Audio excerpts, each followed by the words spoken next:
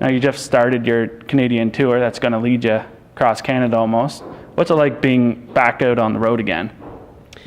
I think, I've said before, I kind of feel like a writer when we're writing songs. I feel like a recording artist in the studio, but I feel like a band when we're on the road. And that's what, we've only had one show on this tour so far, and already, the vibe in the van and on stage has been kind of like we just started where we left off on the last tour that we did. Except for this one, we're headlining, so we get to play for as long as we want to. We get to really stretch out and go on the tangents that we like to go on. Now, is that what you're going to do for most of the songs tonight too? Really stretch them out, or are you going to play them kind of close to the original form that you'd hear on the CDs? Well, not every element in a dish can be super spicy. Some have to play a supporting role. So there'll be some songs, like on Electric Ladyland, how certain songs are really, really long and other ones are kind of to the point, and that's the way they go. I think a good set has to have a mix of both those things in it. Yeah. Do you kind of keep them the same almost every night, set-wise, or do you kind of switch it up for yourselves? I think we like to keep it fresh. You do enough shows that you can't keep doing the same one over. I guess some people can, but we can't keep doing the same one over and over again. I think it's just more entertaining for us from a selfish point of view, and probably for the audience too, if you're changing it up. And lots of times you have the same fans come into different shows, so you want to make sure that they're being entertained fully and not just seeing the same show over and over. Now you're still playing songs off No Bad Days. What's your favorite song to play right now?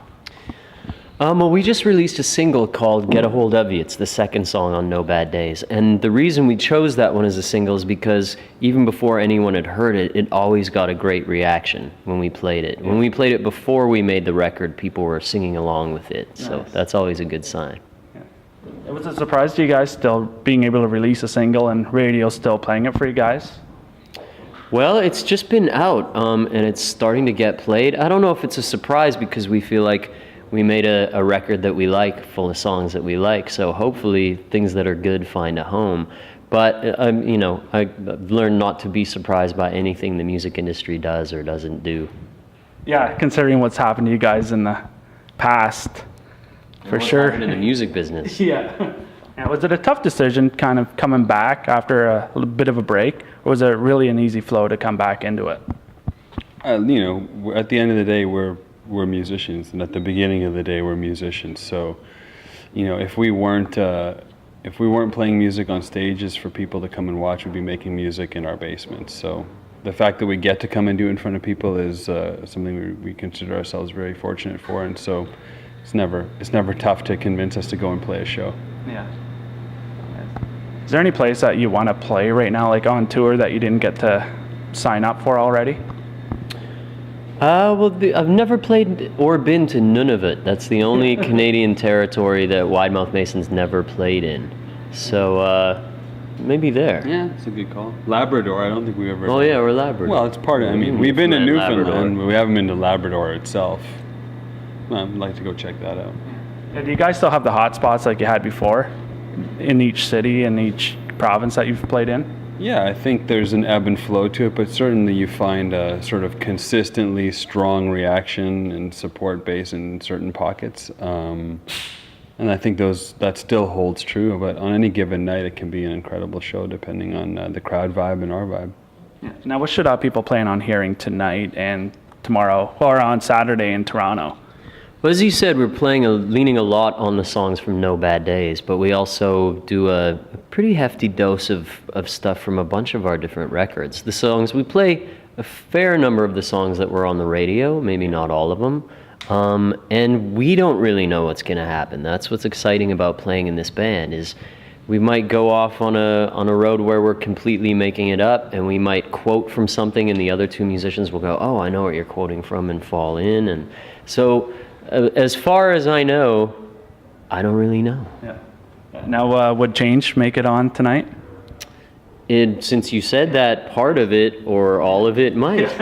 Because I remember sneaking my headphones into, I think it was grade 12 math class when that single was released, and the radio station played it at the same time every day. So every day I could catch a song. Oh, and that was back then, before MP3s or anything like that too. Really come out, yeah. I remember recording with tape off of the radio so I could hear certain things. Yeah. Maybe I'm dating myself. Yeah, maybe. Now, do you guys have anything new in the works? Especially, you probably get this question a lot, like as an acoustic album. We've never done an acoustic album. That could be interesting. We're always I'm always kind of working on new songs, and when we get together, because we all three live in different cities, we start to pick through the little sort of embryos and figure out which ones we want to turn into full-fledged songs. So it's just the second day of the tour right now. We're kind of still figuring out how all the technical side of it is coming together, and once that becomes like clockwork, then the creative side on the bus or in the hotel rooms will start to pick up.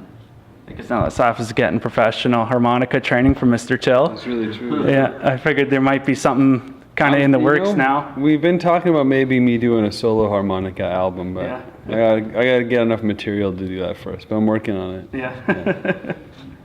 Might take a little bit of time to might get. take some time. Might be an EP or something instead. I feel like A single. I'm leaning Just a towards single. like a train-themed harmonica record, but I think that's been done before, so I don't know if that'll Yeah. work out. Yeah. A cover of just Dylan's harmonica solos off of performances. Yeah, free-form interpretations thereof. We'll see. Nice. Now, have you ever run into the Fender versus Gibson fights yet? We just had one. You know, I know that people, it's the Microsoft Apple thing. I think they're Who's different. who? They're different colors for. I don't know. I'd say Fender was probably. I'd say they were probably Microsoft as much as it might Fender, pain me to really? say that. Yeah. Anyway, I love having different guitars for different things. I've sort of had self-imposed restrictions on the last few tours where I've only brought a small amount of things to mess around with and a small amount of guitars it makes you focus in on what you can do with that guitar instead of going, for this song I'm going to use that, for this song I'll use that. So it's I have one of each with me. Yeah. I guess that's the answer to the question. I have a Gibson Nighthawk and a Fender Strat on stage with me. Yeah, the Nighthawks pretty much been on stage with you for a long time now. So I've known a few people to drool over it on, as you're kind of standing out in the audience. You always hear people talking about it. Yeah, because they haven't found their way onto too many stages. They made them for a short little while, and I don't know a lot of people who ever gave them a chance, and I did, and I'm a huge fan.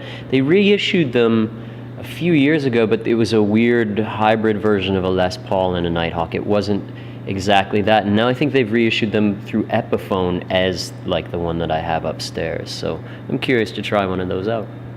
Yeah, I imagine your collection at home must be vastly large by now. It's not too stupid. I mean, gear acquisition syndrome can, infects a lot of people. I think measured against my peers, I'm not so bad. Measured against your bass player, you're not so bad. Yeah, exactly. I noticed too you had some of the Stefan Badin's drums set up on stage with you too. Which in fact are Gordie Johnson's drums. Well, they're Big Sugar drums. So yeah, it's a musical family. We all we share gear, we share rooms sometimes, we share buses, we share crew, we share food, we share a few laughs, a few beers. Musical family.